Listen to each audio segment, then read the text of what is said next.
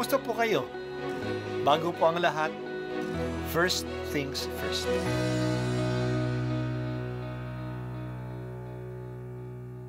Good morning po. Sinisimulan po natin ngayon ang first things first. At dito po, tinatalakay natin sa unang bahagi ng umaga natin ay ang first readings na binabasa po sa banal na misa. Ito pong tinatalakay natin kasi madalas po marami na tayong alam tungkol sa gospel readings. Pero konti po ang nagsasalita sa first readings.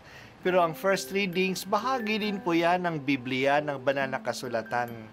Kaya susubaybayan po natin ang mga first readings, basahin po natin at kuminsan kailangan ng basahin ng 2 o 3 beses bago maintindihan kasi hindi po tayo familiar sa mga istorya at sa mga kaisipan na tinatalakay dito. Ang pagbasa mula sa aklat ng Henesis, mas mahal ni Israel si Jose kaysa ibang mga anak sapagkat matanda na siya nang ito'y isinilang. Iginawa niya ito ng damit na mahaba at may manggas. Dinamdam ito ng kaniyang mga kapatid at ayaw nilang pakisamahang mabuti si Jose. Nasa Siquem ang mga kapatid ni Jose at doon inaalagaan ang kawan ng kanilang ama. Sinabi ni Israel, "Gumayak ka at sumunod sa iyong mga kapatid." Sumunod si Jose at natagpuan ang mga kapatid sa Dotan. Malayo pa siya'y natanaw na ng mga ito. Nagkaisa silang patayin siya. Sinabi nila, "Ayan na ang mapanaginipin. Patayin natin at ihulog sa balon at sabihing sinila ng mabangis na hayop. Tingnan natin kung ano ang mangyayari sa kaniyang mga panaginip." Narinig ito ni Ruben at binalak na iligtas si Jose. Sabi niya, huwag nating patayin. Huwag natin siyang pagbuhatan ng kamay. Ihulog na lamang natin sa balon. Sinabi niya ito sapagkat ang balak niya ay iligtas ang kapatid. Paglapit ni Jose, hinubdan nila ito at inihulog sa isang tuyong balon. Habang sila'y kumakain, may natanaw silang pangkat ng mga Ismaelitang mula sa Galaad. Ang kanilang mga kamelyo ay may kargang mga gagawing pabango na dadalhin sa Ehipto. Sinabi ni Juda sa kanyang mga kapatid, "Wala tayong mapapala kung patayin natin ang ating kapatid. Mabuti pa'y ipagbili na lamang natin siya sa mga Ismaelita kaysa ating saktan. Siya'y kapatid din natin, laman ng ating laman at dugo ng ating dugo." At sila'y nagkasundo. Nang malapit na ang mga mangangalakal, iniahon nila si Jose at ipinagbili sa halagang 20 pirasong pilak. At si Jose dinala ng mga Ismaelita sa Ehipto.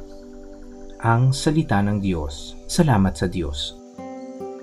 Ang batong tinanggihan ng mga tapagtayo ay siyang naging panulukang bato. Ang binaliwala ay siyang naging pinakaimportante. Yan ang kwento ni Jose na anak ni Jacob sa ating unang pagbasa. Tinanggihan siya ng kanyang mga kapatid dahil sa inggit. Talagang ang inggit ay makamandag. Pinag-aaway nito kahit na ang mga magkakapatid.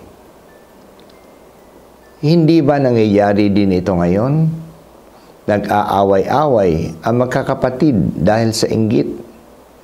Kahit na nga sa mga tao na mayayaman at nakapag-aral, kapag dumating ang inggit, nandidilim ang kanilang paningin at ang kanilang mga desisyon.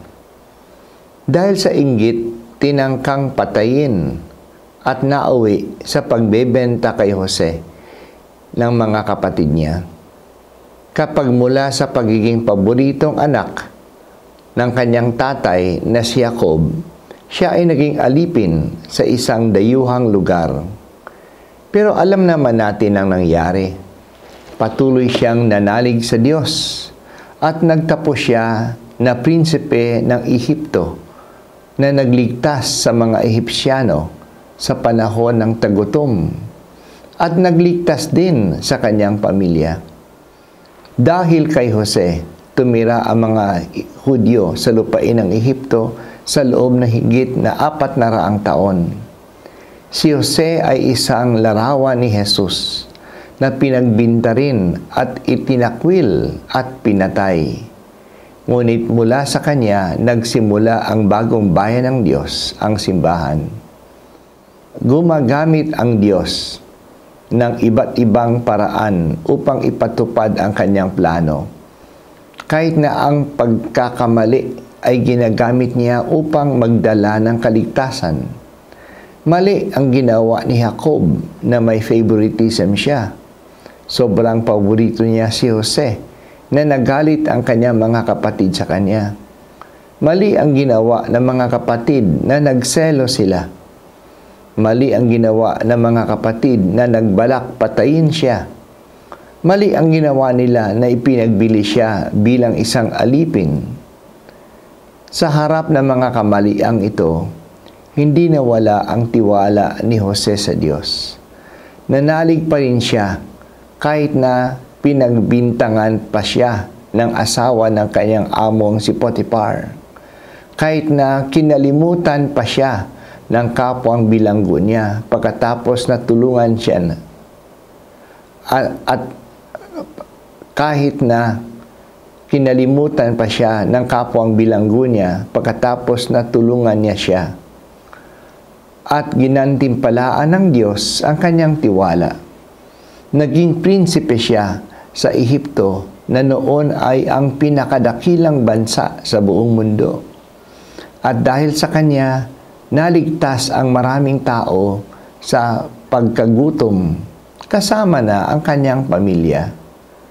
Noong natakot ang kanyang mga kapatid na baka bawian sila, noong patay na ang amang nila si Jacob, sabi ni Jose, "Huwag kayong matakot.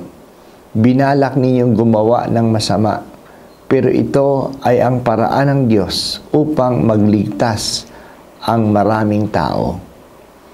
Talagang God writes straight with crooked lines.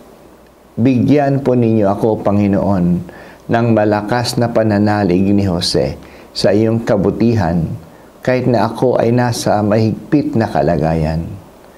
Totoo, O Diyos, na walang makapaghihiwalay sa akin sa pag-ibig mo.